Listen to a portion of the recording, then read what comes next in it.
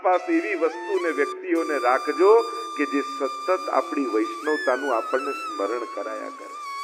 સતત હું કહું એવા ચિત્રો રાખો, એવા કોઈ શ્લોકો મહાપ્રભુજીના લખી રાખો, રોજ મોબાઈલમાં એક શ્લોક ઉપર લખી રાખો ષોડશ ગ્રંથનો, જેથી એનું સ્મરણ 41 પદ છે, રોજ એક પદ તમારા સ્ક્રીન પર આવી જાય. કારણ કે હવે તમે એ જ વાપરો છો તો એમાં જ રસ્તો બતાવવો પડશે. આપણે જે વસ્તુ વાપરીએ એમાં જ કેવો રસ્તો, જો વસ્તુઓને ને સાધનોને હવે છોડી શકીએ એમ નથી, પણ એમાંથી રસ્તો કાઢી કેમ પ્રભુ સુધી પહોંચી જવાય, હવે તો એ ઉપાયો શોધવાના છે કે આમાંથી કયો ઉપાય ગોતીએ. જે વસ્તુ વધારે જોતા હો ત્યાં ક્યાંક ભગવાન યાદ આવે એવું કંઈક રાખવું, જેથી એનું સ્મરણ થયા કરે આપણને. તો હેત કરી દેત શ્રી યમને વાસ કુંજે.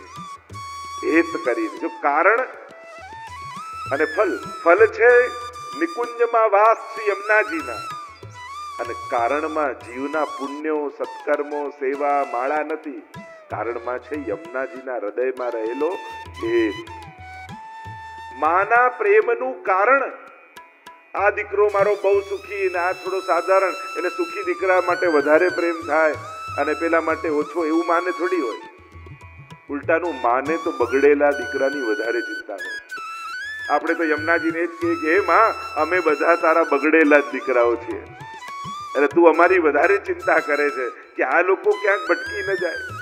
તો મૂળમાં કારણ માં માટે હેત હોય છે, જીવનું સામર્થ્ય નથી હોતું.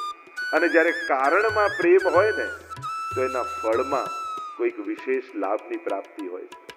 જ્યાં સ્વાર્થ કારણમાં હોય છે ત્યાં ફલમાં પણ ચલો ને આને આ આપીએ તો અત્યારે આપીશું તો પછી ક્યારેક આપણને કામ લાગશે. શું માં બાળકને નાનપણથી એટલા માટે ઉછેરે છે કે હું ગરડી થઈશ ત્યારે મને સાચવશે, એવી કોઈ આશા સાથે માં ઉછેરે છે ને? એ તો અકારણ છે, તો સ્નેહ છે.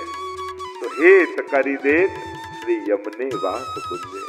શ્રી યમુનાજી કૃપા કરી, હેત કરી જીવને પોતાના નિકુંજમાં વાસ આવે. એ નિકુંજ જ્યાં અખંડ ઠાકોરજીનો મહારાજ, નિકુંજમાં વાસ આપવો એટલે એ મહારાસમાં પ્રવેશ કરાવો. આપણે જ્યારે કુંજ નિકુંજ એના અનેક પ્રકારના ભેદ છે, તો યમુનાજીની પણ એક વિશેષ પ્રકારની કુંજનું વર્ણન છે. તો એ કુંજમાં જ્યાં અખંડ પ્રભુનો મહારાસ ચાલી રહ્યો છે એમાં યમુનાજી પ્રવેશ કરાવે છે. અને કઈ જહાં નિશબાસર રાસ મે રસિકવર, કેવી કુંજ છે કુંજ, યમુનાજીની કુંજ એટલે વૃંદાવન, આ બ્રજ એમની કુંજો જ છે.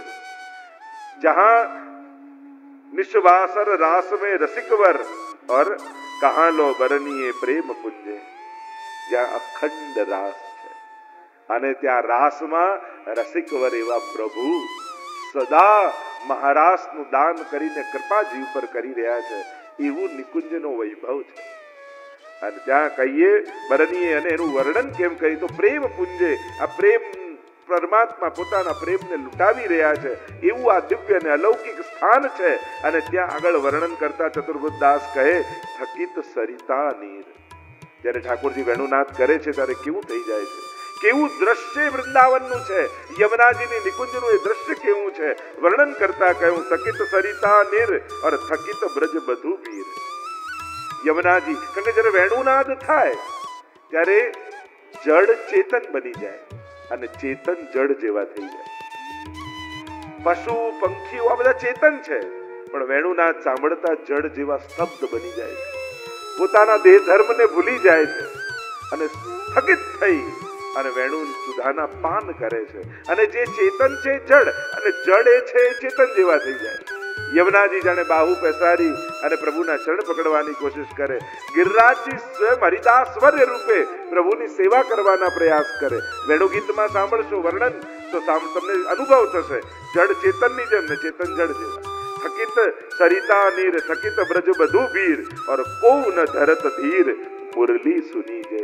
અને જ્યાં ઠાકોરજીએ રાસ માટે વેણુનાદ કર્યો અને વેણુનાદ સમગ્ર વ્રજમાં વ્યાપ્યો, ભિન્ન ભિન્ન કાર્યોમાં લાગેલા ગોપીજનો સંસાર આસક્તિને ભૂલ્યા અને ભાગ્યા ભગવાન તરફ.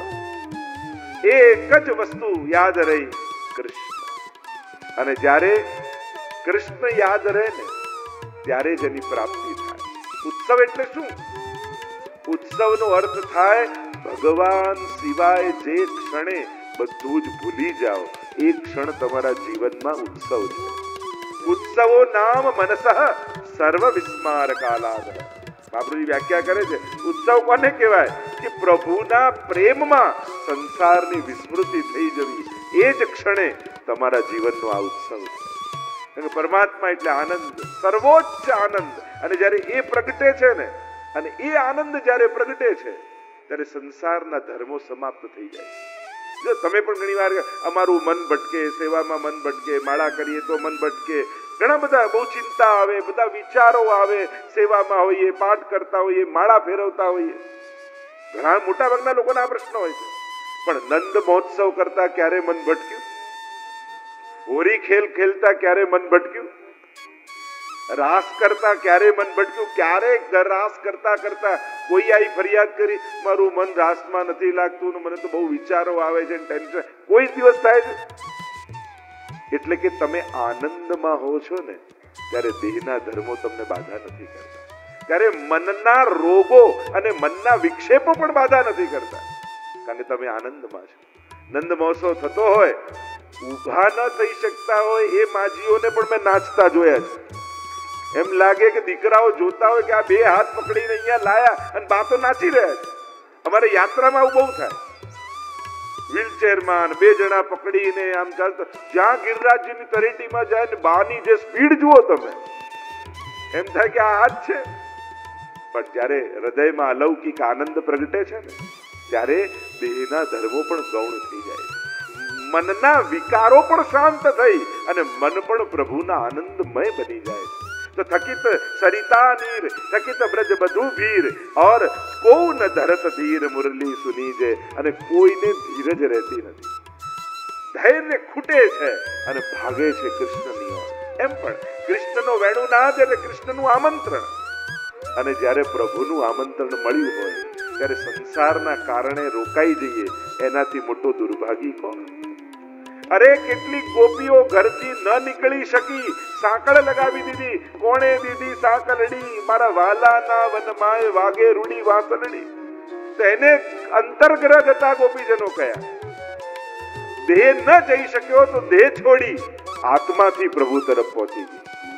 જ્યારે દેહ ન નીકળી શક્યો ત્યારે એવો તાપ અને એવું સુખ બંનેનો અનુભવ થયો, દેહ પડી ગયો અને આત્મા પહોંચી ગયો પ્રભુ પાસે. એમને મહાપ્રભુજી અંતર્ગ્રહ હતા ગોપીજનો કહે. તો કોણ ધરત ધીર, કોઈને ધીર ન રહી અને ભાગી છે ગોપીજનો. ચતુર્ભુજદાસ યમને પંકજ જાની. અને ક્યાં દોડી રહ્યા? યમુનાજીની કુંજમાં. આ મહારાસ યમુનાજીની કુંજમાં થઈ રહ્યો છે. તો કહ્યું ચતુર્ભુજદાસ શ્રી યમને પંકજ જાની और मधुप की नाई चित्त लाए गूंजे. तो श्री યમુનાજીને તમે કમળ જાણો, પંકજ એટલે કમળ, और मधुप की नाई, मधुप એટલે ભ્રમર. એક ભ્રમરને જે કમળમાં આસક્તિ હોય છે અને ગુંજાર કરતો કરતો ભ્રમર કમળમાં આવીને બીડાવવા તૈયાર થઈ જાય છે, પણ કમળને છોડવા તૈયાર નથી થતો, એવી એને જે આસક્તિ છે. અને એટલામાં તો ચિત્ત લાય ગુંજે. હે વૈષ્ણવો, તમે પણ એક ભ્રમર જેમ કમળમાં આસક્ત છે એમ યમુનાજીના ચરણમાં આસક્ત થઈ જજો તો તરી જશો. વૈષ્ણવ છે ને ભ્રમર હોય, માખી ના હોય. કારણ કે માખી મીઠાઈમાં બેસે ને કચરામાં બેસે, ભ્રમર તો કેવલ પુષ્પોના રસ લેવામાં જ મગ્ન હોય. એમ વૈષ્ણવનું મન માખી જેવું ન હોય કે થોડી વાર આમાં સંસારમાં, થોડી વાર ભગવાનમાં, થોડી વાર કચરામાં, થોડી વાર મીઠાઈમાં, થોડી વાર ભટકતું ગમે ત્યાં ન બેસે.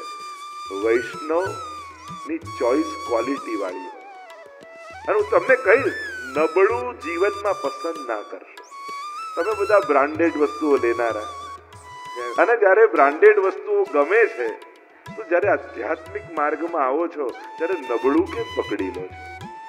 અરે આપણને સર્વોત્તમ એવા શ્રીનાથજી મળ્યા છે, સર્વોત્તમ એવા મહાપ્રભુજી મળ્યા છે, સર્વોત્તમ એવા યમુનાજી મળ્યા છે, પછી નબળું પકડે તો એના દુર્ભાગ્ય કહેવાય.